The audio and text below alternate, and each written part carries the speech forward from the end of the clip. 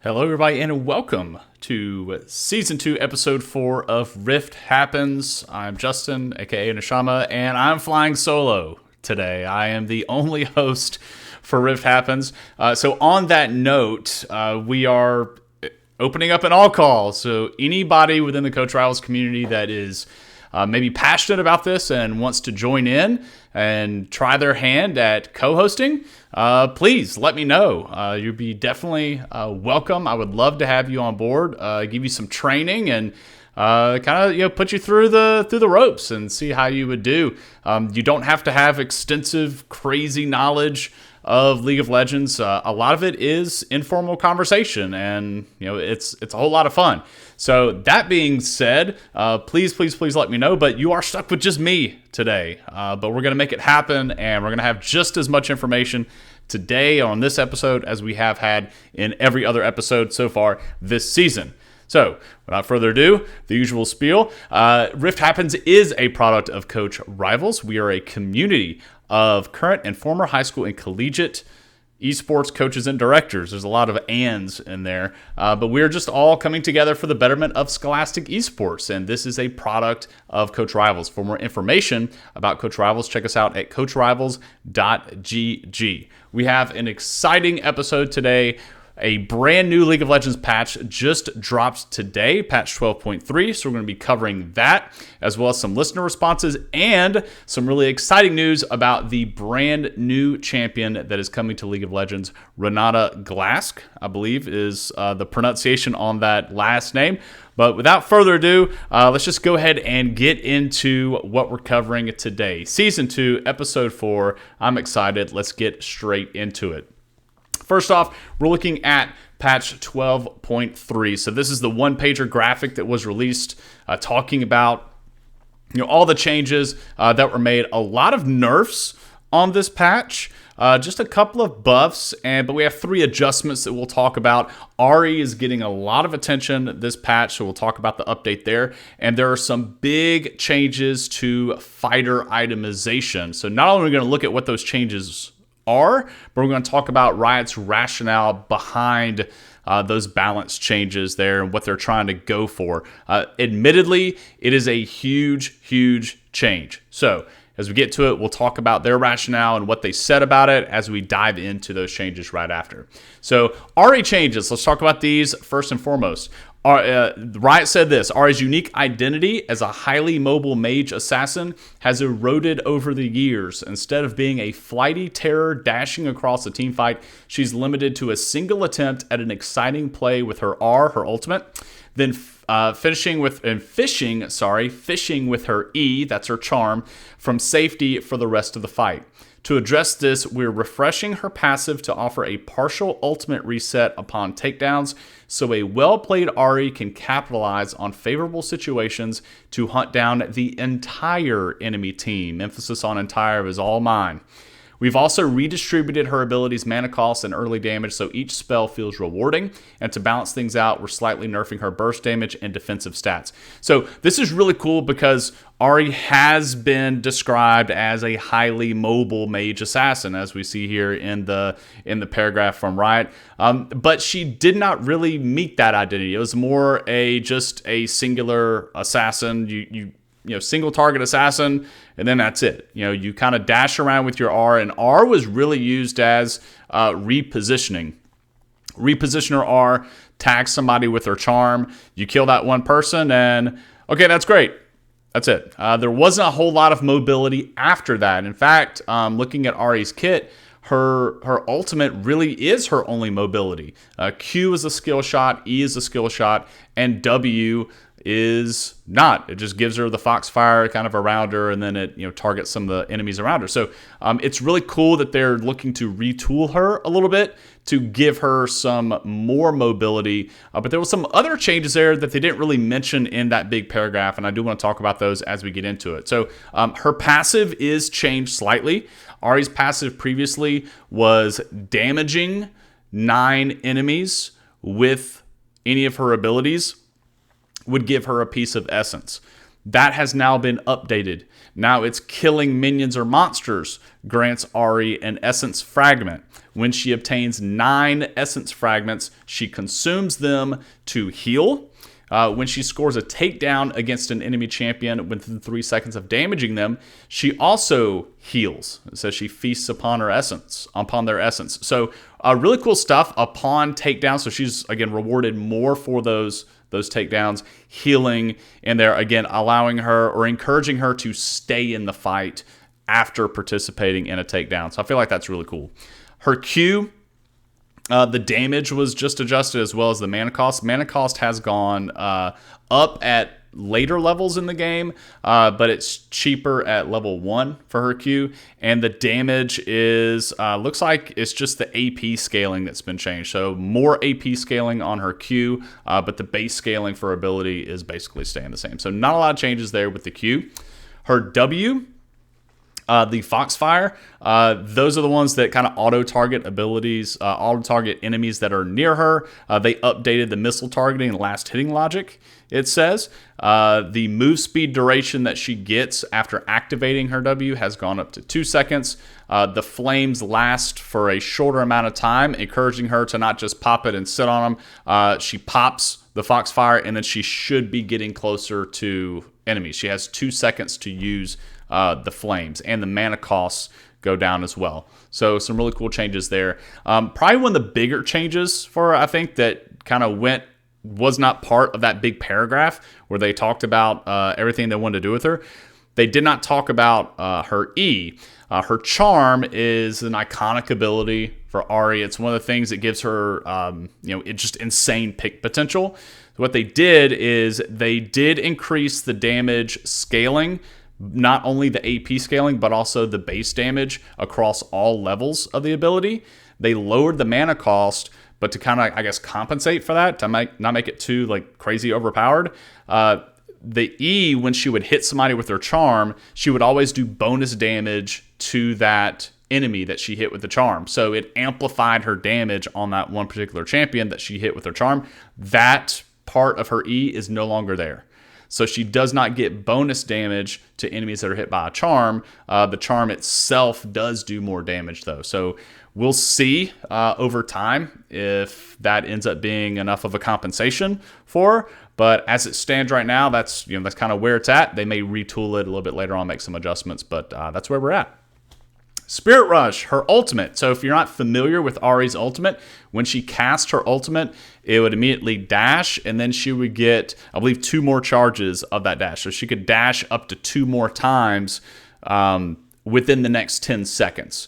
Okay, so once she used it once, she'd had to use the other 2 charges or they would just go away. So what they've done is they've increased that initial duration of her R up to 15 seconds. So now she has 15 seconds to use the other 2 casts of her ultimate. And they add this additional portion here, a Spirited Chase. It says, when consuming a champion's essence with Essence Theft, remember that's her passive. She scores a takedown, participates in a takedown within 3 seconds of her damaging them. Right, she scores a takedown. She gets, she consumes the enemy's essence. That means she heals. So when she consumes a champion's essence with Essence Theft while Spirit Rush is active, so within that 15-second window, it extends the recast duration by and up to 10 seconds and grants an additional cast of Spirit Rush. So as long as Ahri is participating in takedowns, she gets additional charges of her ult. So really, really cool stuff. So now when she does pop her ult, she is that hyper-mobile mage assassin. Instead of just, I'm hyper-mobile for 1 kill, it's now I can continue to dash in and out of the fight as long as I'm participating in those takedowns. So some really cool stuff for Ahri. So you can anticipate seeing some Ahri in your solo queue matches, maybe possibly in your competitive matches here for your esports programs. Ahri is, I think, kind of a simple, easy to understand champion. She doesn't have anything really complex or complicated in her kit. She's one of the staples of mid lane. We don't really see her a whole lot in competitive play or professional play anymore. but still definitely a champion that you'll see in solo queue. Really great pick potential, and I think this is going to make her playstyle a lot more exciting instead of feeling like once you use your ultimate, that's kind of it. Maybe players will be more liberal with using the Ahri ultimate. I think that's going to be really, really cool. We'll see some really, really cool plays, repositioning, a lot more repositioning with the R, and try to stay in the fight instead of dash in, dash out, and be done. So really, really cool stuff.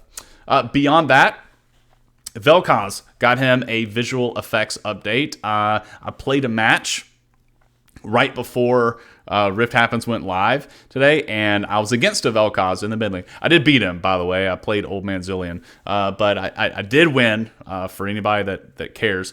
But either way, I saw the VFX in person, and it looks really, really good. Looks really, really clean. I thought Vel'Koz's visuals looked good already. It's not like they were particularly bad, but as VFX have progressed in League of Legends and gotten better and better and better, I guess you could say the quality of them maybe they weren't up to par, but they definitely made it look more voidy, which is what they were going for in the patch notes. So either way, check out if you like Vel'Koz. You'll see some little updates there to his visual effects. Let's get into some champion buffs, some things that your players may want to take advantage of, or you may want to take advantage of. 2 buffs hitting on patch 12.3. The first one is to Lilia.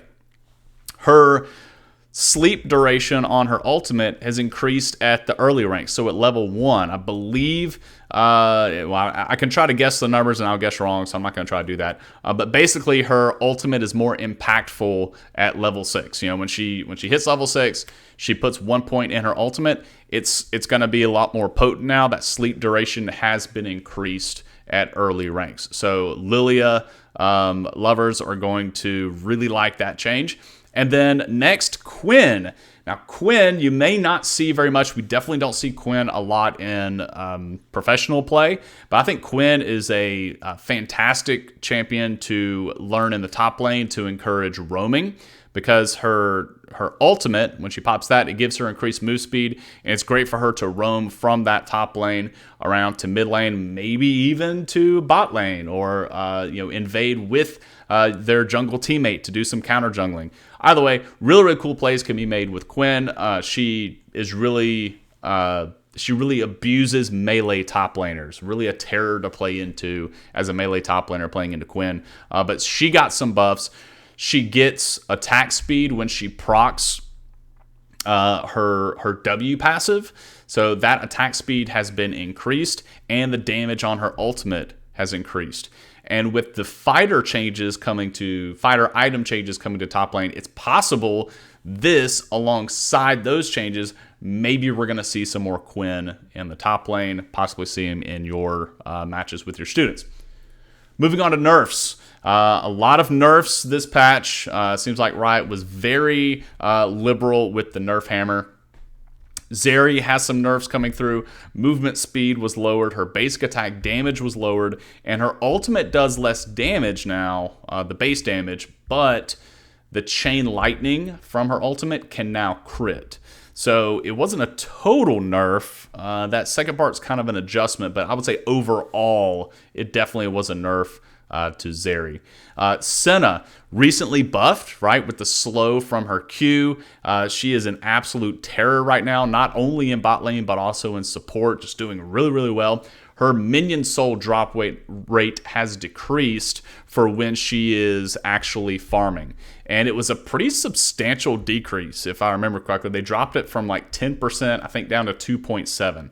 Something absolutely crazy. So like really nerfing how many minions she gets. And for those of you unfamiliar with how Senna works, when she farms those minions, she gets those, it's basically infinitely stacking. Think about Nasus Q stack farming, or Veigar stacking, or even Kindred stacking. You can continue to stack these mists, souls, also like think Thresh too, collecting souls. But you hit basically break points with those souls. The more you collect, you hit certain spikes, and then you get increased attack. damage, increased attack range, all sorts of stats there. So she does infinitely scale. And with the buffs that she just received, with the Q slowing, they felt like she was stacking souls way too quickly. So they're going to be nerfing that, and we'll see if those decreases stay where they're at. Caitlyn, been very prominent in professional play. If she's not picked, she's typically banned. So she has had her attack damage per level lowered, and the secondary damage on her Q has been lowered. So for Caitlyn, the first target that she hits with the Piltover Peacemaker takes full damage, and then it does damage to anybody that it passes through after that. That secondary damage has been lowered, so additional targets. Amumu has been sitting very high on the win rates for jungle for a while. I abused his win rate for a little bit a couple of weeks ago, but his armor per level has been lowered, and his E max damage reduction is lowered to 50%. It used to be, I think, up to 100%. Now it's 50%. Corki, you've seen a lot of Corki in pro play. His poke is very oppressive, very, very strong. They didn't do anything with his poke. Instead, they changed some timings around his package. So his first package respawn time has changed from 8 minutes up to 10 minutes. So he gets that first package later in the game. And the respawn time has changed from 4 minutes to 5 minutes. So one of the things with Corki package, that 4-minute respawn timer is really good because you could have your package waiting at every dragon spawn. Now it's every 5 minutes. So you got to be a little bit more precise if you're going to be using those packages for dragons, instead of having the package already up and then, kind of you're good to go. So we'll see if this is enough to not have Corki spammed as much as he is now. I'm going to say probably not. His poke is just extremely oppressive right now. I think we're going to continue to see a lot of Corki despite these nerfs. Ukshan is getting a nerf. His single shot passive movement speed has been lowered, so he's not going to be as nimble when he cancels that second auto attack, and his 3-stack passive damage has been lowered too. Ukshan is extremely oppressive in top lane and mid lane, especially he goes press the attack, and then he ends up going Kraken Slayer on top of that. So not only is he getting the press the attack damage amplification, but his 3-stack passive is doing damage, and then he has Kraken Slayer on top of that. It's just so much of this passive damage that he was able to abuse. So he's taking a hit there. Twisted Fate, his Q damage is lowered and his E attack speed is lowered. And for LeBlanc, her W damage has been lowered. So that kind of rounds out the nerfs that you're going to be seeing on 12.3. 2 champions did get an adjustment in addition to Ahri. Nami and Brand got adjusted.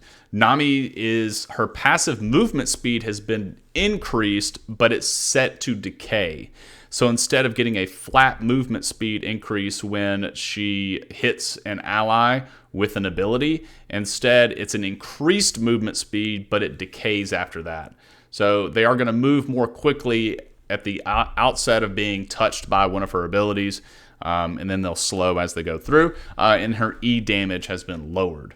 So we have still seen some Aleutian Nami bot lanes. I don't know that this would be enough to really change and adjust that. The E damage lowering could possibly steer people away, but I don't think it's going to have that big of an impact. Brand has had a couple of tweaks. His passive now refunds mana anytime his spell kills an enemy, whether they were ablaze or not. So that's interesting. We can talk about what maybe that means. And his R will prioritize Brand last. So Brand, when he would cast his ultimate, it would bounce off of enemies, or it could bounce off of him if he were close enough. If he were in a 1v1, he could bounce his ultimate off himself instead of the ultimate just fizzling after hitting one champion. That was a change that I believe was made last season, potentially 2 seasons ago. I can't remember. So now that prioritization has changed. It'll prioritize him last, so it hits enemies more often in case he's in the area. But that passive is kind of interesting. I'm wondering if the mana refund on spells killing the target may potentially move Brand more towards mid lane, right? We see Brand a lot as support. But if he's getting refunded mana on killing a target with one of his spells, that could potentially move him back into the mid lane where he's going to be able to utilize that a little bit more and have more mana sustain in the mid lane. Just a thought, just an idea. If you've got any players that really like Brand, it could be something to look into. Fighter item changes is next. So to start this segment off, I do want to read what Riot Flox said on Twitter in regards to fighter item changes. So he put out a tweet talking about, this is back on January 25th, saying that there was going to be big changes coming to light fighter itemization. And he wanted to kind of get it out there and let everybody know some really big changes were coming. And this is what he said about it. He said, there will be a QGT on this later in the week, but the short of the fighter changes is we're aiming to shift light fighters toward lower durability itemization. He said, we'll be watching the fallout closely, and this is where it's important. He said, it's 100% a disruptive change. So Flox putting this out there on Twitter, knowing there are going to be some major shakeups to these fighter-style champions. They know these itemization changes are going to cause a huge change, a huge shift. 100%, this is going to be disruptive. He says, and here's the rationale. He says, when a light fighter, think Fiora, think Riven, there's several others out there, when they can act as both a pseudo frontliner and kill you, they can be kind of messed up. They're low risk, high reward, able to kill you without risking death themselves. On the flip side, juggernauts should feel like tanky, slow meatballs of death. These different kinds of fighters should feel pretty different to face and shouldn't share all of their items, else they start to homogenize together with the benefit of neither class. So what if you haven't been paying attention to what's been going on with these fighters, basically they would all build Divine Sunder and build Steric's Gauge. And with those items and maybe a couple more, they were not only able to dish out a ton of damage and be kind of hyper mobile, but also live a very, very long time. And so the idea is you didn't necessarily need to draft frontline champions, because you could get these fighters in able to build these items, Divine Sunder and Steric's Gauge, and still be able to do the damage that the champion should be doing, but also tank, kind of frontline at the same time. It'd be very, very difficult to kill. And so it kind of defeated the purpose of having these juggernauts in the game, because nobody would pick juggernauts because it's hard to gap close and really get in there in the fight. So don't pick those. Pick a light fighter instead and get just as much benefit from it. So that's the rationale behind the change. And this is what they said in the patch notes. It says, we're making changes to the fighter system to reestablish the differences between nimbler, more fragile fighters like Fiora and less agile but beefier picks like Darius. Previously, most items were accessible to most fighters thanks to the built-in health. While this made big health stackers happy, when lighter fighters used these generic items, it would wash out their weaknesses, making them durable, yet still high damage and high mobility, contrary to their subclass characteristics. So all of the changes that we're about to look at now are specifically done to target fighters. Okay, this was the fighter item overhaul, and it's a lot. I'm not going to belabor it. I say it's a lot, but we're not going to spend necessarily a lot of time here. So first, Divine Sunder. Divine Sunder has been built across many champions. That has had its health reduced and its attack damage increased, so that you're not going to get as much health off of Divine Sunder, and the attack damage is going to be a little bit different as well. And I think there was another change there that I may have missed. So let me go back and double check my notes. I may not have included everything in my slide deck. No, it says that's it. Okay, so maybe I'm mistaken, but I was pretty sure there was some other change that was included in Divide Sunder. Gore Drinker instead has had its health reduced as well and attack damage increased. So you're not going to get as tanky from those items. And then Trinity Force is being tweaked as well. So the threefold strike, which is on champions or structures, instead of 6% base AD per stack up to 5 times for 30%, it's 4% AD per stack up to 5 times for 20%. So kind of nerfs across the board, adjusted, bringing the health down. Health actually went up on Trinity Force, and then the damage was dropped. For the others, it's the opposite. Divine Sunder and Gore Drinker had their health dropped, damage increased. Death's Dance. I'm really excited about this change because as a former bot laner, and every now and then I may dabble back in the bot lane, I think this actually is going to look really cool on some bot lane champions too, some AD carries. I think this would be really cool.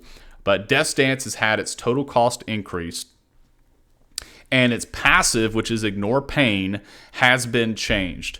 Previously, it stored 35% of, if you're a melee champion, it stored 35% of the damage that you would take, or 15% of the damage you would take as ranged. It would, post-mitigation, it would only reduce physical damage. So it was specifically an item for surviving longer against physical damage. It would store that damage as a bleed, and then that way you're not taking a bunch of upfront physical damage. They've changed it. Now, melees get 30% damage stored, 15% has been changed to 10% for ranged, but now it's for all types of damage, except for true damage. So now you can absorb or mitigate, into a bleed form, the physical and magical damage. I think that's pretty neat. So Death's Dance, the build path is still odd though. You still build armor to get the Death's Dance item. They're just changing the way that the damages, what types of damage is mitigated. So it's both physical and magic damage, which is, I guess, kind of neat. Next, the next passive, you, instead of healing for 15% of your maximum health when you score a kill or assist, you heal for 175% of your bonus attack damage if a champion dies within 3 seconds after you've dealt damage to them. So that is really cool. So if you're going to build Death's Dance on a tank, you're not going to get as much value as you would building Death's Dance on a champion that is building attack damage. Your heal is actually worth more when you build attack damage. So that's why I'm thinking we may possibly see these on some AD carries in the bot lane, because they are building AD. I'm thinking of Jhin. I think Jhin could really abuse this because of the way his passive works and how much he's able to stack AD. I think he's really going to love Death's Dance. So we'll see how this mixes up some itemization there. Steric's Gauge has lost its attack damage. So Steric's Gauge was built to not only give you the shield, like the lifeline shield, but you also got attack damage as part of the item. All that is gone. Like, you do not get the attack damage anymore. So it's not going to be viewed as something I'm going to build this and still be able to do damage. Okay. So they have a new passive there. You gain 40% of your base AD as bonus AD. So not that flat 50% attack damage. It's going to be based off of your base AD. So if you're playing a champion with low base AD, you're not going to get much. The Bloodlust passive that was after dealing damage to or taking damage from an enemy champion, you heal for a portion of your maximum health. That's removed. That's completely gone. The Lifeline passive has been changed a little bit. This is where the shield would proc. If you take damage that would reduce you below 30% of your maximum health, you will now gain a shield that's equal to 75% of your bonus health, instead of you gain a shield that absorbs 100 plus 8% or 48% of your maximum health per stack of Bloodlust and all that stuff. So it's not it's no longer that, stacking the bloodlust and all that stuff. It's just a flat, you get that shield equal to 75% of your bonus health. And you're not, really benefiting from both the AD and the health portion. They're kind of tweaking it towards one way or the other. So I really like that change because Sterix Gauge is one of those items in conjunction with Divine Sunder were built on so many champions. Beyond that, Maw of Malmortius, when Lifeline is activated, you gain 12% Omnivamp until the end of combat. So I think that's pretty neat. We don't see Maw of Malmortius very much, really at all. And the shield that you do get is getting a tweak towards bonus AD. Similar to what we saw with, what was it? With the shield came from Death's Dance. Death's Dance, you get the shield based on bonus AD. Maw of Malmortius, same thing. So interesting changes there. We didn't see a lot of Maw of Malmortius, but I'm wondering if we're going to start seeing it more now. Blade of the Ruin King, this is the change I was thinking of. So Blade of the Ruin King is being changed as well. Total cost going up by 100 gold, but the Miss Edge passive is what's really cool here. Basic attacks, instead of dealing damage equal to the target's current health, it's current health as 12% for melee, 8% for range of the target's current health as physical damage. So it's kind of upping more melee damage, upping if you're a ranged champion, you do more of the target's current health there. I thought there was a change for Divine Sunder. I really thought they were pushing through a change where Divine Sunder wasn't going to do max health damage. It was going to do current health damage instead. But I didn't see it in the patch notes. So, Chad, if you know anything about that, maybe they decided to pull that off the PBE. But I know on the PBE they had Divine Sunder change where it instead of doing max health damage, it was doing current health damage. And I don't know. Maybe they decide to go back on that, but it's not in the patch notes. So pretty interesting there. Turbo Chem Tank getting some changes. They made some adjustments in that because of Dashy champs using it. They say Akali and Aurelia abusing Chem Tank. And so that took a hit back in patch 12.2. So they're kind of retooling it again. It says they're further adjusting the stacking mechanics to make Turbo Chem Tank better suited for tanking rather than for turbocharging at enemies. So you can take a look at how those passive stacks work. I don't know a lot about Turbo Chem Tank, but definitely if you play those Turbo Chem Tank champions, maybe we're diving into that a little bit. All right, so let's get into some listener responses. We did pose another question this week, and I wanted to kind of get away from maybe just League of Legends in general and kind of give an opportunity for our community members to respond to a question that's maybe more wholesome, right? So the question that we asked this week, our listeners, is what is one moment you have experienced as an esports coach or director that you will never forget? And my rationale behind asking this question is because esports really is more than just let's be competitive and let's win. It's and I don't want to say that it's not like traditional sports in that regard, because traditional sports really have all that stuff in it as well, all the same things that esports has. Yes, you want to compete and you want to win, but it also develops soft skills within the players. But because those sports have been so established over a period of time, they do have that large base of players within them where they are really hyper competitive. And esports, with it still, I would say, in its relative infancy, we have the opportunity to bring in a lot of students that have never participated in team sports before, right? This is their first time in doing something like that. And even the game that they're interested in playing, they may not even be very, very good at that game. So esports gives these coaches an opportunity to impact these players on, I would say, maybe on a level beyond the game, maybe more often than traditional athletics. I'm not sure. Maybe that's a controversial take, and I may be speaking from ignorance here, but I just think that that's just a really cool aspect of organized esports, is working with the players beyond the game, right? And teaching them how to be better communicators and take personal responsibility and things of that nature. I just think that's really, really cool. So we pose that question to our listeners. What is one moment you have experienced as an esports coach or director that you'll never forget? And I put in parentheses, this does not have to be related to games or gameplay. So this is what some of our community members from Coach Rivals had to say. Mr. Hernandez teaches out of San Antonio. He didn't take the wholesome route per se, but he did say, playing with me is a moment people will never forget. So Mr. Hernandez teaches has had a history of taking our questions and tweaking them to what he wants to share. And so this one was no different. So thank you, Mr. Hernandez teaches, for your input. That is definitely true.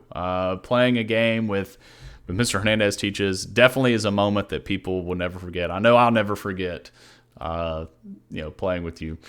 Tony Sims out of New Mexico said this. He said, in spring of 2021, I had a senior on our Rocket League team who was around gold or so. After we won our state championship in Rocket League, the team got first place medals from our state activities association, similar to what they give out for track and field. He had never received an award before, despite participating in traditional sports throughout high school. He was so happy when he told us that, and it resonated with me deeply. That moment continues to motivate me in coaching esports because it gives kids that likely have never known what it's like to compete a chance to experience it for the first time and showcase talents that would otherwise go unnoticed. And that 100% absolutely right. Got a little bit of goosebumps reading that, and I hope some of you listening too, maybe that resonated with you as well. But just a really cool story. Esports does give these kids an opportunity to be recognized for something that maybe they don't have those opportunities for, and it gives them an opportunity to be involved in an extracurricular or this after-school activity, be part of a team. And for this particular student, says that he had participated in traditional sports before, but not everybody has. And for a lot of our players that are out there, this is their first experience in organized sports or traditional sports at all, being a part of a team. So I think esports is a great avenue for that. It is a great opportunity for those students to find a place where they belong, find a place where they can be recognized for their talents and be able to showcase them. So awesome story there. Thank you, Coach Sims, for that. We also have another from Mr. Hernandez Teaches out of San Antonio. He said, League of Legends paint art, something he'll never forget. I'm not really sure. That may be in reference to a previous Rift Happens episode. We have a submission here from Adam Eschborn. This is Eshy12. I'm sure you've seen him in our Coach Rivals Discord out of Western New York. The one moment he's experienced as an esports coach or director that he'll never forget says, multiple kids have told me how happy they are that there's finally a club that they're interested in. That's awesome. It says, because of this, I've seen my team members' attendance, grades, and well-being improve. It says, I will do this program as long as I can because it's a program I would have loved when I was in school. I'll never forget that all kids need to feel like they belong in schools, and I'll never forget each time a kid thanks me for finally offering a club they want to join. Just really, really awesome, very incredible story there. And I even saw that myself when I was doing esports at Baker. I was able, I hate to say this, but you kind of use esports as leverage for grades. Not only do they, does the mental well-being, maybe social well-being of the students improve, but I can be like, look, this is a serious thing. At Baker, it was varsity. All right. So we had the same recognition as every other athletic program on campus. But I was able to say, listen, this is serious, and you've got to keep your grades up so that you can participate. You've got to stay out of trouble so that you can participate. If you get retract or in-school suspension, I'm sorry, I'm going to have to bench you. right? And things like that did serve as motivation. They wanted to be a part of esports. They wanted to participate in esports. And so it kind of has that side effect of improving grades, improving attendance, and things of that nature. So really, really cool stuff. But even without that threat of losing esports can still have that improvement on attendance because they want to be at the school to be a part of esports. So really, really awesome stuff. Thank you, Coach Adam, for that. We have a serious answer here from Mr. Hernandez Teaches out of San Antonio. He says, my very first season, it took a long time to get the technology working. My kids had only played League of Legends for 2 days before our first game. I can imagine that was rough. Understandable, we lost that week in less than 25 minutes of total game time. However, in week 2 of preseason, my players were pushed into the Nexus and we got our first kill ever. We lost that game in 15 minutes, but I'm going to remember our support getting our very first kill in our program history. That's awesome. League of Legends does have an immensely steep learning curve. And kudos to any esports coaches and directors out there that are putting together a League of Legends team with players that have never played before. You have a daunting task ahead of you. And if you've already done that, you've gone through this daunting task. It is tough trying to teach that game. There's just so much to learn. And I just know these kids get, discouraged, right? And they can be, just kind of beat up from losing these really tough matches. But kudos to Mr. Hernandez Teaches team for coming back week 2 after being demolished week 1, not picking up a kill in week 1, but week 2 sticking with it, coming back and getting that kill. And it's those little victories like that, those little things that happen that keep the kids coming back. And you've got to find those little things there to keep them motivated. So awesome. Thank you for sharing that with us. And then finally, our last submission from our listeners, we have Kate out of Oklahoma. The one moment she says she'll never forget. She says, I'll never forget the moment that I was at OESL, which is their local org, or a local org, and the kids won the tournament for Oklahoma and into comms, which I was not even allowed to be a part of at all, she says. They started saying swearing in. All right, so Kate, I'm really sorry. I don't know if you're watching or listening right now. I don't know if it's swearing in or swearingen. But either way, the kids started saying swearingen diff or swearingen diff. Swearingen diff, guys, 100% swearingen diff, which is, for those of you unaware, that is her username in our Discord. So that's what she's known by. But yep, I will never forget that moment. Then I won Coach of the Year from OESL. That's awesome. And those are really cool things too, because there is, not that it's a selfish thing that you would get into esports for, but there are those moments in coaching and directing esports where you do get that personal satisfaction, right? And keeps you coming back. Just as I mentioned in the last story where Hernandez Teaches was talking about how the students finally got their first kill of their program in the second week of preseason. Those little things keep the players coming back. There are these things, these little things or big things that keep coaches coming back, and keep kind of refilling your coach tank and make it feel like I want to keep doing this.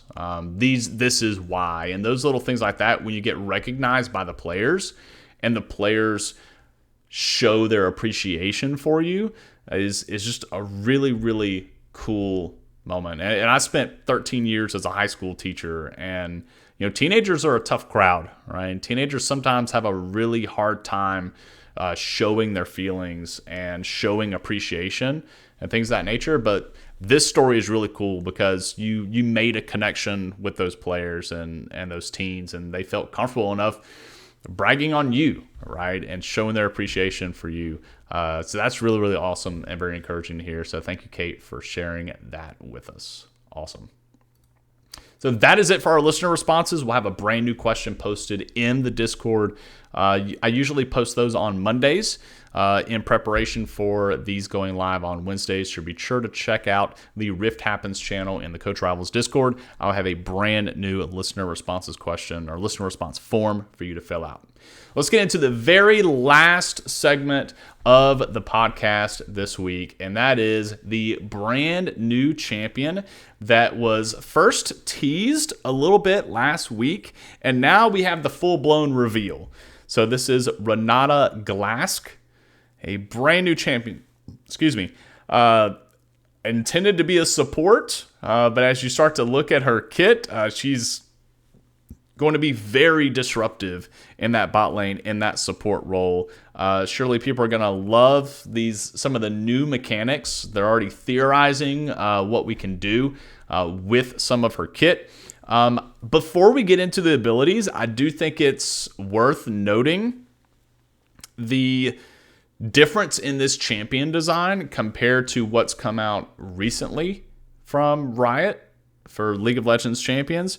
When Zeri was first posted, like her splash art came out, the community, at least the League of Legends subreddit, was kind of up in arms. There was a lot of complaining about, oh, here's another Disney-esque character, this clear complexion and smile on the face, gigantic eyes, and then it stemmed into all these people putting different champions' faces on other champions' body, like layering them on them in Photoshop and adjusting the transparency. And everybody's like, see, all these champion faces look the same. And it caused just a big stir there. And people were complaining and this, that, and the other. But I think Renata here this is kind of a breath of fresh air, right? How often do we get an older champion? Right, we have Zillion, we have Swain. What other old champions am I forgetting?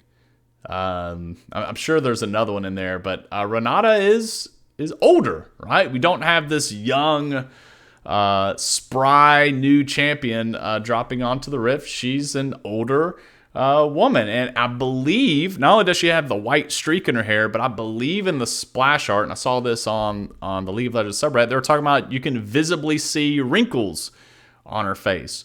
Now we know that these champions stay in development for a really long time, so I'm not trying to say that Riot read the community feedback and was like, we're going to put out an old lady champion, but it's still pretty cool, right? That we get something different. It's not a young champion, or it's not a new male champion with another 8-pack, right? So we get something different. We get an older woman here that has the mask on, but she's very powerful in that too.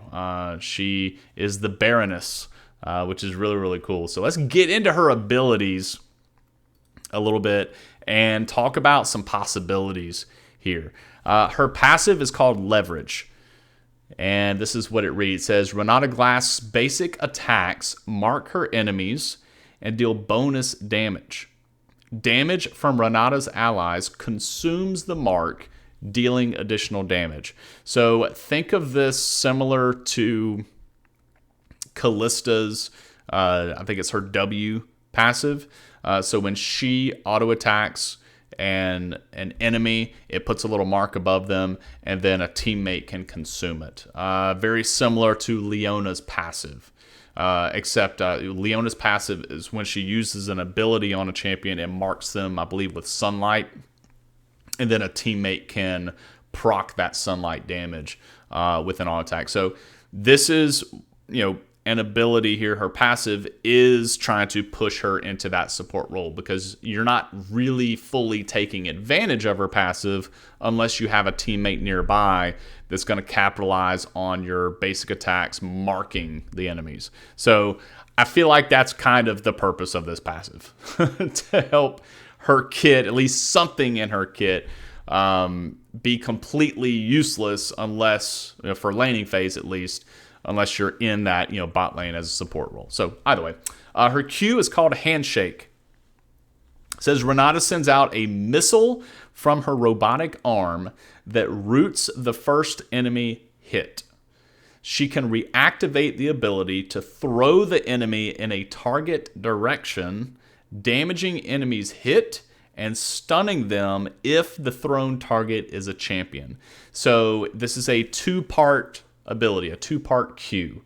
So you throw the Q out. I'm assuming it's a straight line skill shot, and then when it makes contact with the first enemy, that could be a minion or it could be an enemy champion. It hits that enemy. She then has the ability to reactivate her Q and move it in a particular direction, in any direction, and it would then send or throw that enemy in that direction. If it collides with another enemy, it does damage to them. If it collides with a champion, it does damage to them and it stuns them. So I could see this being used definitely in the bot lane for sure, where two enemy champions are, but really you could use this too to, I'm assuming, throw minions towards champions, right? So you hit the minion with your Q and then you throw the minion at a champion. You could stun it. So this is how she can help set up her lane partner in the bot lane with a stun, right? Tag an enemy minion, tag the enemy ADC or support, and then throw them into the other champion in the lane, or if it's the minion, throw it into any champion in the lane. So really, really cool. And that throw is like pseudo CC, right? Or it is CC. So really, if you do hit your Q on the support of the ADC and then you throw them colliding with another enemy champion, then you're technically CCing both of them, right? So ideally, that's probably going to be how she's looking to use this, or Renata players will be looking to use this ability, is hitting with champions first. Next, her W is called Bailout. Says, now this one, all right, so Chemtech Drake went away, right? But here it is. It's back. The soul, the Chemtech soul, is here inside of Renata's W. So this is really, really neat, but it's very wordy. Renata Galask. Now, I will say that I think this is kind of neat too. When you look at her ability descriptions, every single one of them uses Renata Galask. It uses first and last name. And before I get too far on this, I do want to direct you to the teaser that was used for her. If you happen to miss it, go to glaskindustries.com. It was a website that Riot put together, and it was kind of teasing this champion. I saw it pop up as an advertisement on op.gg and Surrender at 20. I saw it pop up as a banner. Glask Industries, don't just survive, thrive, or something like that. I was like, that's weird. What is that? And you click on it, and you don't see a picture of Renata. You only recognize that it has to do with Riot Games when you look down at the very bottom of the website. So as you're exploring it, you're reading almost like lore. It's really cool, and it's very reminiscent of things from Arcane. So I'm wondering if this has anything to do with future like Arcane seasons or something like that. But either way, a really, really cool teaser. So definitely check out Glask Industries. But I do find it really cool that they use her first and last name for all of her abilities, and I'm wondering if that's kind of airing or lending credence to how powerful she is. Like, not powerful as in like abilities, she's going to do so much damage, but how much authority she really has. And maybe she demands, not, like literally demanding it, but just her authority demands that we address her by first and last name. I don't know, just spitballing, throwing some things out there. I thought it was really, really cool. Her first and last name for every single ability. Her Bailout, W. Renata Galask grants an allied champion or herself ramping attack speed and move speed toward enemies. So it's a steroid, right? You can give yourself or an allied champion attack speed and move speed toward enemies. If the ally gets a takedown on an enemy champion, the buff duration resets. So when she first casts this steroid, it only lasts for so long. If your teammate gets a takedown while buffed with this ability, the duration resets. And it's almost like it gets recast. If the ally would die while bailout is still active, their health is then set back to full, but they begin burning to death over 3 seconds. So this is like that zombie form that we saw with Chemtech Drake. So while they're under the effects of bailout, if they were to die, their health would go back up to full, and then they have 3 seconds to, avenge their death, right? The ally can stop the burn by getting a champion takedown before they die. So then they can stay alive, right? So they stop the burn by getting a champion takedown before they die. And some of the PBE or like the leaks that I was reading on this was saying that the champion is fully revived. But I think they tweaked that a little bit, or maybe that was something that was a little misleading. But this is the text that I read. The ally can stop the burn by getting a champion takedown before they die. So they get a second chance at life if they get a takedown in that zombie form. They no longer continue to burn, and they can continue moving around and stay alive. So a really cool W, a very powerful W, I would say. I think this could easily be somebody's ultimate, right? I think it's just a really powerful W ability. And we're not even finished yet. We still have 2 more to cover. E is called Loyalty Program. Renata Galask sends out Chemtech rockets that shield allies and damage and slow enemies they pass through. The rockets also apply their effects around her on cast and in an explosion at max range. This kind of reminds me of Moira on, or even Ana on Overwatch, where the same ability can both damage and heal, right? Depending on it, who it's being used on. So I think that's kind of neat. But she sends out these Chemtech rockets, and based on the icon, it looks like maybe they kind of crisscross in there. But as soon as she casts the ability, she gets the shield on herself. So it's a way to the effects around her, right?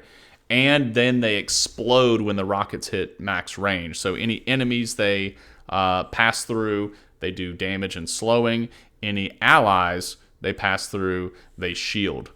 So kind of neat. So it helps. It's going to encourage her to kind of stay at the back line so that she's firing these rockets through her teammates to help them survive. Finally, her ultimate. This one is absolutely crazy, and there are a ton of people out there already theorizing what this is going to be like, what this is going to mean when it hits live, and all the different ways that this can be used, and the fun, quote unquote fun interactions that we're going to see with this. Either way, her ultimate is called Hostile Takeover. Renata Galask sends out a cloud of chemicals that causes enemies to go berserk, increasing their attack speed and forcing them to basic attack anything around them. Berserk enemies prioritize attacking their own allies, then neutral units, then Renata Galask's team, and then Renata Galask herself. Okay, so let's break this down a little bit. So she sends out this cloud of chemicals. She sends out this fog. Any enemies that are caught in the fog basically become silenced, right? They cannot cast their abilities. Instead, it makes them go berserk. And I like the terminology here because I'm an old school like JRPG player. I love Final Fantasy, like the old school Final Fantasies. And berserk was one of the effects in that. And anytime a anytime one of your heroes or characters were inflicted with berserk, all they could do was basic attack. That's all they could do, but it was like ramped up. So this is really cool. I think that it's cool that they said that they go berserk. But anyways, any enemy that's caught in the cloud, they go silent. They cannot cast abilities. their attack speed is increased, and then they instantly start basing attack anything around them. Now, here is the target logic behind it. Once they go berserk, they're silenced, they start basic attacking, auto-attacking anything around them. This is the order. They prioritize attack their own allies first. So the enemy team start attacking each other. Then, if there are no allies nearby, they attack neutral units, okay, which would be jungle monsters, right, or the Baron or the Dragon. So neutral units after that. And I'm wondering, I wouldn't assume that, minions wouldn't be neutral units, right? Neutral units would have to be like Baron, Rift Herald, and Dragon, right? So attack their own allies. If no allies are around, they're attacking neutral units. If no neutral units are around and no enemy champions are around, then they prioritize attacking Renata Galask's team. And then finally, they prioritize Renata herself last. So it's going to guarantee when she goes in there with her team and she throws this fog out, nobody's going to be attacking her. Like, she's safe. I think this is really cool to the lore and the mystique, I guess, around her character, her champion, her being this baroness and commanding these armies. In fact, her skin at release that they're coming off with, I think it's an admiral skin. She's like commanding an army. Like, she can be in the midst of all of that and everybody else is doing her bidding. And that's just like super, super cool. And so she can stand in the midst of all of this chaos and go untouched. Just super, super cool. I think the idea of playing a champion like this will be very appealing to some. Commanding so much authority and so much power, making the enemy team do what she wants them to do. That's really neat. I think that's just really cool. And I can kind of go on and on about that forever and ever and ever. But I won't because we've been at this already it's been about an hour, right? So we did the 10-minute reel and now we've been streaming for an hour and 11 minutes. So Rift Happens Season 2, Episode 4 has been going on for about an hour. And that is it. That's all I have. We have reached the end of Season 2, Episode 4. I do want to thank you so much for being here with me. I even dressed up for this.